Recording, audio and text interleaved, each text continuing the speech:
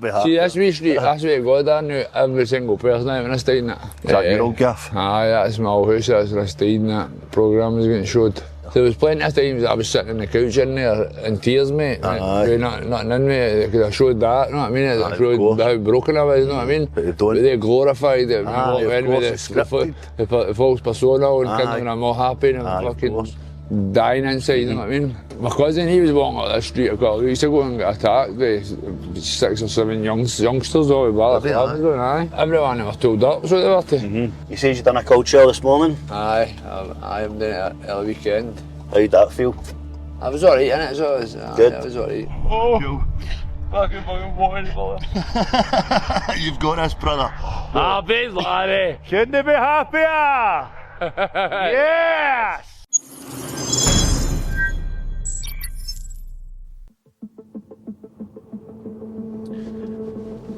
So today we're going to go and pick up Marvin Baird from the scheme, so this will be our first kind of guest. We'll just share a wee bit about his experience on the scheme, how it came about, also his addiction and now his recovery. So stay tuned and we'll get Big Marvin on.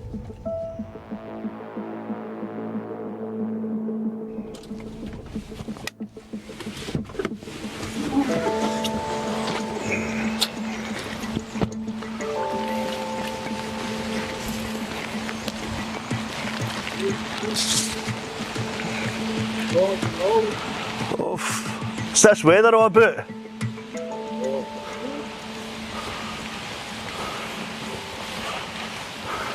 Got to dip and stuff?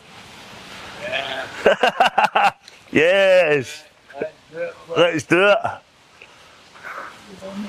How are we, mate? Alright? Aye, good. Lovely to meet you, bro. Aye, you as well, mate. How are we? Aye, good, mate. Good. Looking forward to the dip? Aye, look forward to it. Class, mate, innit?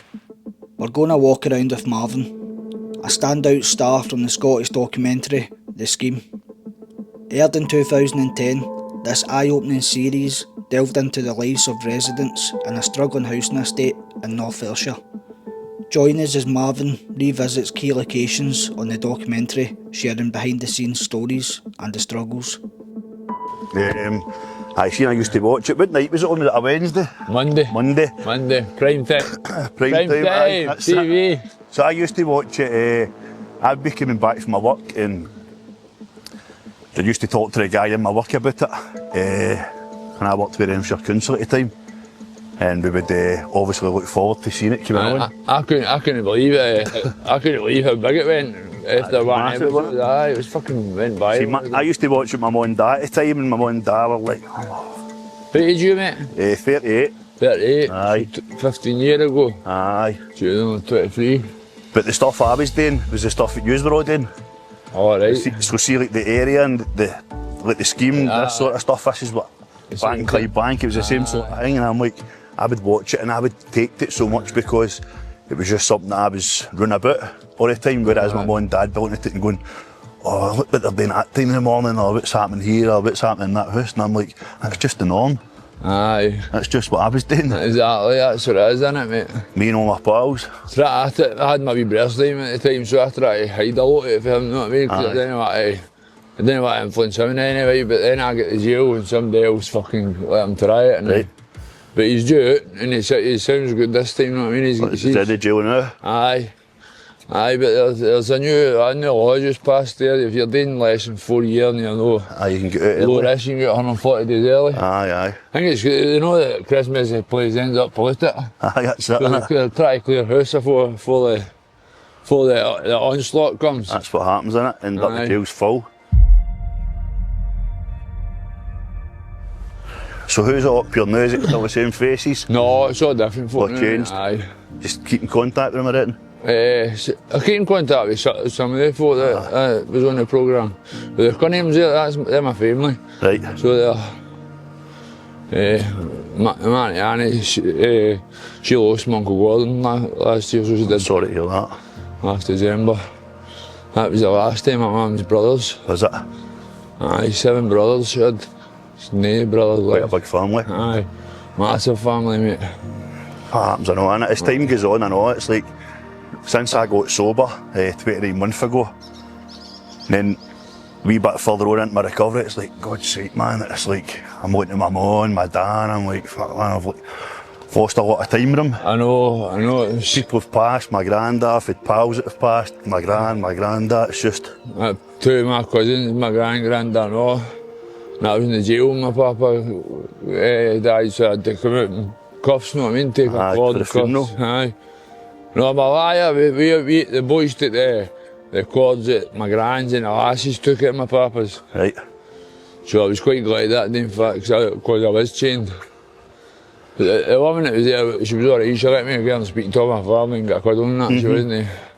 Some of them can be a bit reining in. I know what you agree then, in case you end up trying to escape. She knew most of my family, so she did, so the woman was alright. Right. This is the street, that's a wee bit there where the community centre was. Oh, was it in there, aye? If you want to go around the front, I'll show you the wee garden there. They just decided to build a wee. But it was young boys and that went to it that helped, along with professionals obviously, but right. they got a wee chance to help build a wee garden. It's nice this summer, so it is. That's right, I can mind people hanging about out here mind at the time and they're trying to raise funds and protesting aye. Because a lot of things going on, there was a wee boxing club in it, there was youth clubs, there was loads of different things in it, so there was. They're doing away with these things everywhere, aren't they? Aye, and they should be more of them if you ask me. Aye, no, they're definitely should. Get wains away from the front of their phones, I know. Aye, I know that's the thing now, but so that's it in there. Bit of a place to be a porter cabin. Aye, it used to just be a big porter cabin, aye. The wee boxing club was to a side and they used to have birthday parties and that in it. And it was a nice wee place, but... There's nothing now for Wednesday to do it no more? No. Nothing at all. There was, up the top one thing, there's one of the outdoor, it's like a wee five-a-side court, basketball, but you never ever see anything. Nah, you don't, and it's changed. It's interesting technology, isn't it? That's it, phones and computers and all that stuff, isn't it? Aye, definitely. Suppose it could be a good thing to keep off the streets. Aye. They're dangerous now, the streets, isn't it? It's not the way other ways, you know what I mean? We could run out. Ways wouldn't do the things we used to do. They didn't have Grand National heads. Aye. Two-man hunt.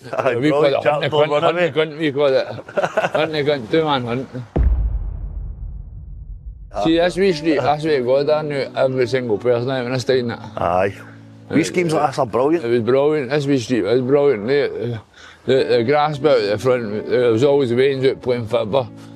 It was great, so it was, and the weekend we would all party. There was a wee guy stayed across from me, he was a DJ. Right. So he's just standing at the window of the decks and dropping the shelter, man, MCing. Class, that. I mean, it was fucking brilliant. Everyone all running about, house to house. Aye, everybody all rallied about each other. You never see that anymore. No, you don't get it. It was the same with Long Park, it used to be a wee tight community. They were like a wee community within the community, you know what I mean? Aye, so that wee garden there, the house looks empty now. Is that your old gaff? Aye, that's my old house, that's where I stayed and that programme was getting showed. My neighbours next door, the guy was going through dialysis, but they were great, so they were, as long as the music wasn't too loud. And I knew it was only one night at the weekend, and it wasn't even every weekend, so... But all the neighbours were sound. And what were they doing? Did they just following you about and stuff like that? Aye, yeah. Your house in the morning? And... First thing in the morning, mate, and I'm just in my bed, like, I'm not ready. Oh, can I see the dog for 2 minutes? And before I knew it had been the door, the gift of the garden, mate. Aye, that's what they do, Talked me right round. They made it to us it was going to be like a wee 1.5 documentary, maybe about 11 o'clock at night or something. Fucking 5 episodes on BBC, you know what I mean? So how many episodes did you do? 5 episodes, aye. But they were filming this for 2 years. 2 years. There was plenty of times I was sitting on the couch in there in tears, mate. Nothing in me, because I showed that, you know what I mean? I showed how broken I was, you know what I mean? But you don't. But they glorified it. Of course, it's scripted. The false persona and kids when I'm all happy and I'm fucking dying inside, you know what I mean? Aye, of course, mate. It's, they're wanting, they script it to make it the way they want it and the way that they want to see people to see it, whereas they don't want to show you the raw footage when you're lying being sick in the morning and you're maybe fucking you've got no money, you're struggling, you can't leave the house and you're in and you're being sick and you're greeting. And it's the tough times like that, innit? And half the things he said in the programme, I know that I went out and chased the dog and got caught with a bag full of pills. That was lies. Lies, and saying that I'd been reunited with Dana, you know what I mean? Dana was only 18 when I met her. If I reunited with her, I'd have been a beast, you know what I mean? Of course. Exactly, innit? You know what I mean? If I was just going at 18, I'd reunite it as if we were back together, you know what I mean? So I meant I should have been 16-year-old or something. I was already 10-year-old and I was. Aye. I never mentioned the BBC. They said they would show me the full thing before it was aired. If I had any to just fire it up. As soon as they were finished. They didn't even tell us they were finished. Well, they just leave. Just boost it. Never to see them again. I used to go with a big grizzly bear with them, so they did. Aye. A big security girl. Aye.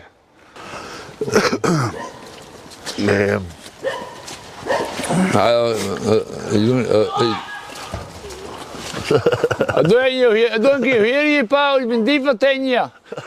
Who's that? You know them? No. Just a random. Random shout. They always think that. They know that annoys me. It's the only thing it's a touchy subject.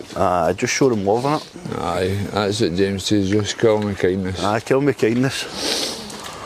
But I can't help it. I thought he says something. That's just us, mate. I've just been nasty, you know what I mean? I don't find well the dog's away.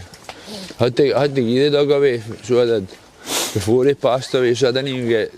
Have you got another dog now? Aye, I've got an interview and she's a lassie, but she's a double bullet. So white. Aye. I seen it. Aye, that was it, there. So I've come round and spoke to... Stood with Kerry, well, she spoke that day, and then the lassie was leaning to the side of the fence, and I went out and spoke to her, and as I say, she... Talking to her for about half an hour, she said was you interested in a wee programme, and when I asked her about, she told me and I was up for it, you know what I mean? But then I just all went. They turned it into something, they turned it into the way they wanted to do it. Glorified drugs. Of course. And that's not what you want to do, it's like you want to raise awareness, and especially now that we're sober, we're clean, and it's like the message is it's to try and raise awareness and try and put the message out there to reach people that are maybe struggling and family members that have got addiction in the family and they don't know how to cope with their brother that's an alcoholic, a drug addict, and maybe think, why are they doing this, and my love isn't enough for them, and all that sort of stuff, and that's not the case. It's like that's why we're doing this, it's to show that it's a lot more it's trying to educate people that don't know so much on it as well, is help. I said to James with the stare, I said, even if I help one person, then my job's done. Right, but it's basically that area down here they showed. One thing's away here, see that bit there's called the Mount. Right here the grass is Onthank Drive, that's the first street in Onthank. They only showed one street, and that was the one case slide, and that was right up the top of Onthank. They showed this area, and a building down here. It was derelict at the time. A guy bought them here and done them up. They showed them about 5 angles as if it was all different areas. And it was just one block of flats. So it was. But that's used to be called Morphine Avenue. Morphine? Aye, Morven Avenue, it's called Morphine Avenue. It was wild back in the day, this street, what it was. But I see you walk about, one thing now, it's very quiet, isn't it, James? You hardly see a soul now. Same everywhere these days, isn't it? All the schemes down my way, I know, you hardly ever see any range out cutting about in the streets. You don't see nothing. I think personally, if I was a parent with a young way, this day and age, I don't think I'd be too keen on letting my way about.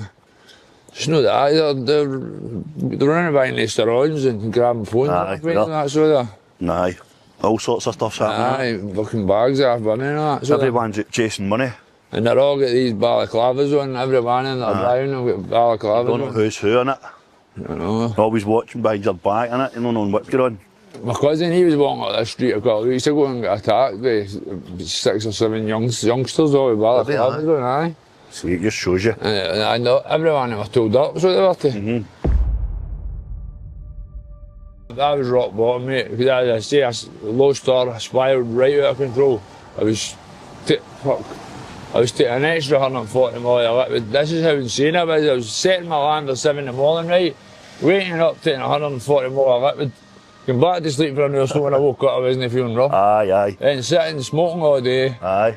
popping pills, and then got my prescription. Rushing really, every single day, mate. It's the same, mate. I used to always make sure I had cans left in the morning, but it was so difficult, so sometimes I would be up to maybe, we'll just say 2 o'clock in the morning, maybe like, right, I've got 4 cans left and I'll try and space them out, maybe I'll try and leave a couple of cans left for the morning, but I would drink them and then I'd be sitting there like in my house, 3 o'clock in the morning, 4 o'clock in the morning, I'd start dial-a-booze. I'd be getting dial-a-booze to that path, and then I'd maybe drink a bottle of wine, I'd leave the Budweisers in the fridge or something like that, and then I'd get up, I'll leave them fucking lying about the living room, then I'd get up in the morning, maybe get up for the toilet, maybe get up and have to be sick. And I'd be taking my mental health tablets when I'm drinking the beer, and then you go back to your bed, then you wake up and you don't wake up rough. Then you wake up and you just continue. So it's just similar to what I was doing, just be a different. I didn't see any mind altered substance, at least the same place. Of course. Your life becomes unmanageable. I would just always be drinking, but see, obviously once you get up and you go about your day,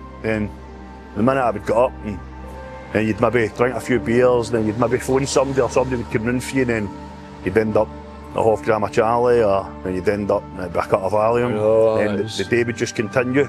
Just spiral out of control. That's what happens. It's a bit of sniff so they can drink a bit more, and then in advance the sniff's starting to wear off, and so a couple of tablets to keep doing it. He'd done go to your bed saying you're not doing this again tomorrow. And then you wake up and do it all again. So after that happened in December, I kind of sat and thought about what I was going to do, because I was taking so much at the time. I knew I couldn't come off everything at once, so I put a plan in place to come off one drug at a time. That took me a full year to get off the street drugs. And then this year, it's just been getting out of my prescription, and here I'm on 6 months, say 6 weeks clean, mate. Good man. 6 weeks, and it's sorted. I feel brilliant, so I do. Sorted, mate. Great, see, freedom and not being tied to a chemist, I know. Exactly. That's it. I've not got my under control anymore. You feel more free within yourself, innit? Even though it's just nothing to it for, it was a long road for me, but still, I couldn't go anywhere at night or anything. I had to be 2 weeks pre-planned, and they sometimes they wouldn't even authorise it to me to get away. I mean, I missed it in holidays and that. My pal wanted to take me on holiday. I bang holiday Monday, when they take me to Mauritius the next day, and I couldn't get there. Couldn't do it. I was like, aye, David. I was like, oh, I can't. He gave me a couple of quid to see me through the. Aye, of course. While he was away. Aye. I think we've done a wee bit round about here anyway, round about the scheme and that. You're pointing out some things and a wee chat about life and what we're up to and that. So I think we'll head off and we'll go down to Loch Lomond and go for a dip. Take you for a first dip. Let's do it. See how we go. Let's do it. Right, brother? Let's do it. Yes. Looking forward to this.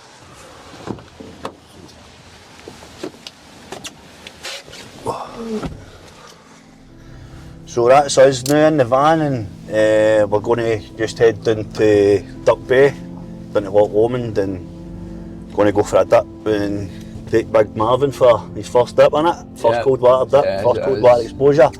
He says you done a cold shower this morning. Aye, I'm doing it at the weekend. How did that feel? I was alright in it, so good. I was alright. I did feel fresh when I came out it. That's what it's all about, isn't it? Aye. Back when you were like using and stuff like that, like when did you start kind of dabbling and like drinking and drug taking and stuff like that? Well, I started with the party drugs about 15, 16, so I did the Eckies and that. And as I say, my lassie I went with, she didn't smoke, didn't drink, didn't touch nothing, but she would go out with me for a night out and enjoy herself just as much as I did. Aye, of course, aye. She was a good lassie, she stood by me through all of it. But I got to jail one day. That was where I stayed with my mum earlier. Right, and that was that a wee housing scheme in there? It's a wee private estate. So my dad had find like, go to buy his wee house, you know what I mean? They ended up moving again, but there's murder, so there.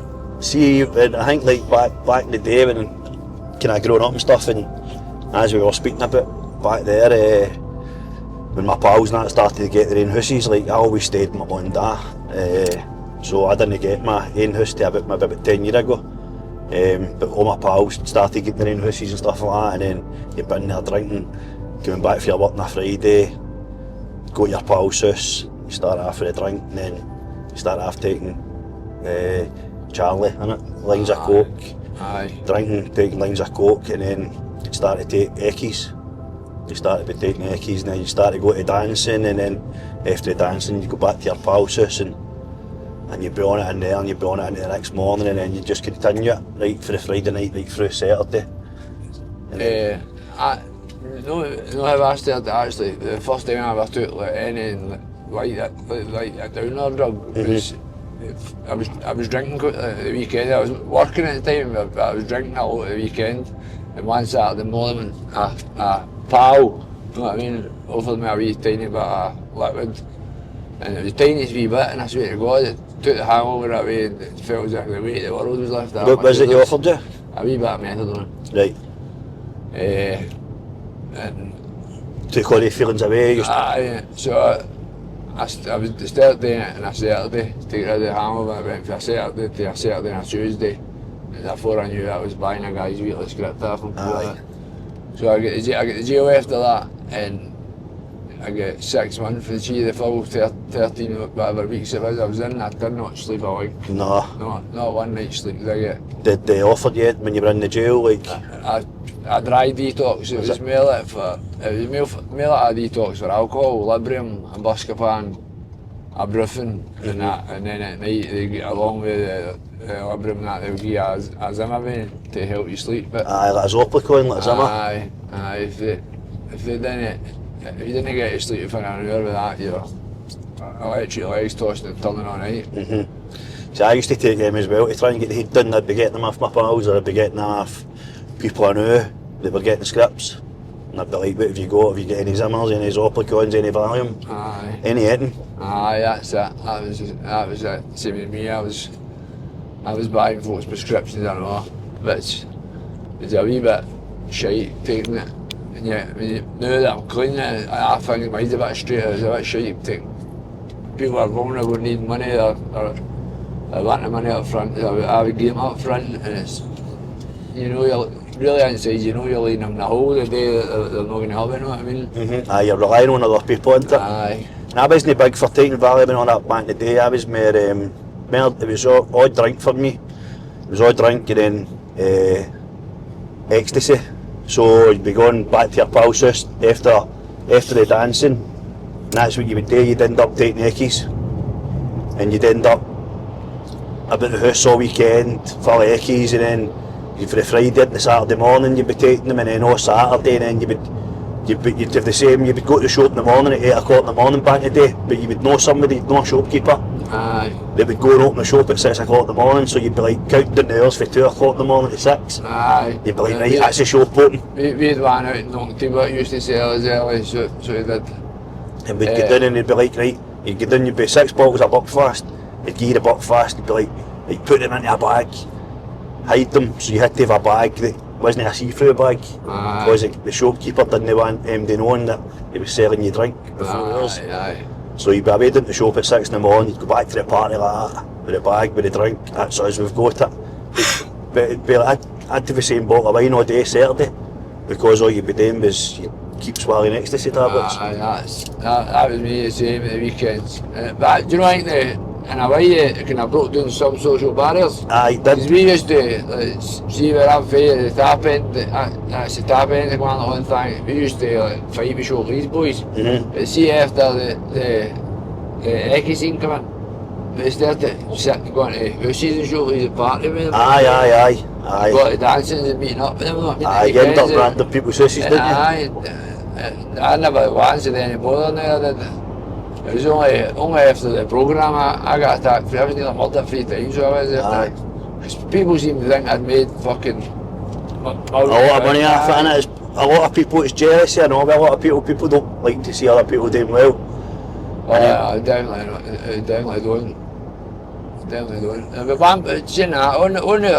on our page, I'd say it's 1%, and to me, that's what it's just nothing more to do with that time, except try and point out everybody else's flaws, see that lot in herself. See a lot of, well, I'd probably say 99.9% of the messages and the feedback and stuff that people are reaching out to us, it's all positive stuff, and it makes you understand that what you're doing is a good thing. Aye. Because a lot of people are reaching out and they're all saying, just came across your channel and the videos you're putting up, I can relate to it so much, and you're helping, and you're helping maybe if they've got a son that's an alcoholic, maybe they've got a brother, a husband or whatever. People are reaching out and they're asking questions, they're wanting to know answers about how to deal with people that's in active addiction. So you know that whatever we're putting out there, it's a good thing. Aye, definitely. The feedback, it definitely is. And we're not getting any nasty comments or MD trying to bring you down or trying to diss the channel or anything like that. So they know we're only trying to create awareness and try and help people. Give people hope. And hopefully prevent youngsters from even getting tempted. Because that's what it was me, curiosity. Aye, of course. Curiosity. And then it's obviously the allergy, it sets up that allergy. Aye. You don't know you're getting the disease addiction until you're starting to admit it. And when we're using drugs and drink, like we're not using it because we love it.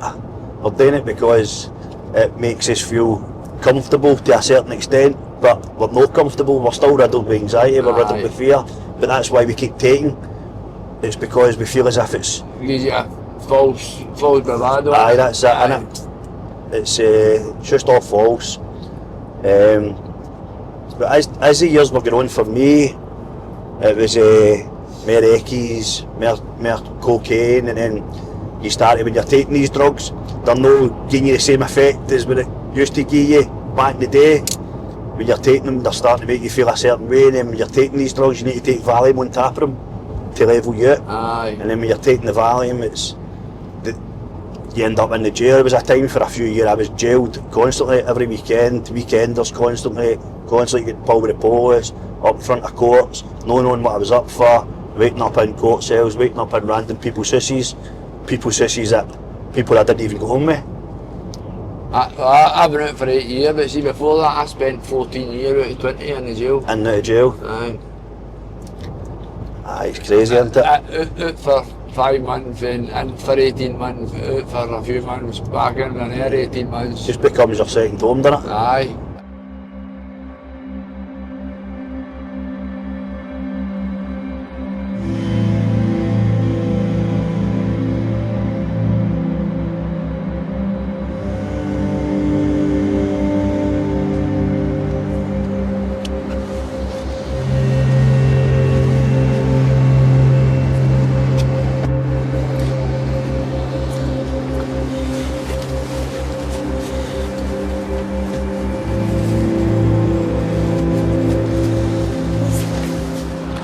So that's us here now at Duck Bay.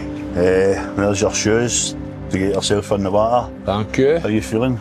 Looking forward to it. Looking forward to it? Looking forward to it, mate. Good. Looking forward to it. Very good. Once you come out, you'll understand about the heat, what it is, and you'll feel that it's at a good temperature today also. I mean, it's about 10 degrees now outside, so the water's probably about 5-6 degrees, which is perfect, you know, especially for the first time. Aye. So we'll get out and we'll get the clothes off and we'll get in and we'll do the dip. Let's do it, my man.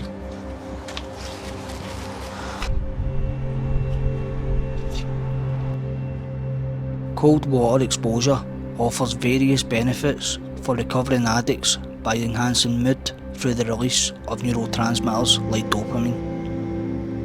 It helps reduce anxiety and depression, fosters resilience and promotes mindfulness, which is crucial during recovery. Oh! Fucking boy, fella.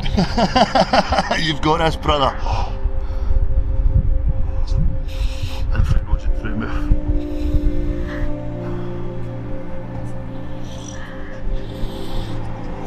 Ready? Yes. And then you submerge down nice and slow, right? So the water just goes above the shoulders, keep your hands out, right? Right. And when you get down, just breathe in through your nose and that, keep the breath going. There you go. A bit further down. You've got it. That's you, bro. Keep the breath going. Oh, it's frozen. For Eden! Here we go! How we feeling? Fucking frozen! Yes! So build your shoulders, get in a wee bit further. Woo! There you go. That helps the mind, helps with the thoughts, helps with the vivid thoughts. All the crazy dreams that we get. That helps reset. It's getting better, man. Try and get yourself in a wee bit further, right, so that ladder's up above that. Up above the shoulders. But he's on the bonnet. Aye. A bit. I'm looking on my knees so I can get a bit further, right? Right, I know. I know what's there, man. Oh. Killing it, brother. 10 seconds. 10 seconds will be up in there. 5 seconds, bro. Happy, laddie. Couldn't be happier! Yes! Here we go, bro. Yes! Yeah. Proud of you, my man. Cheers, bro. Proud of you, mate. Amazing. Amazing. Yes! Yes. How you feeling now, eh? Good, mate. Good, innit? It's a reset, innit? Aye, definitely. 10 morning. How you feeling? Good. Cold but good. Game, that laugh, you look terrible. Yes, man. Yeah!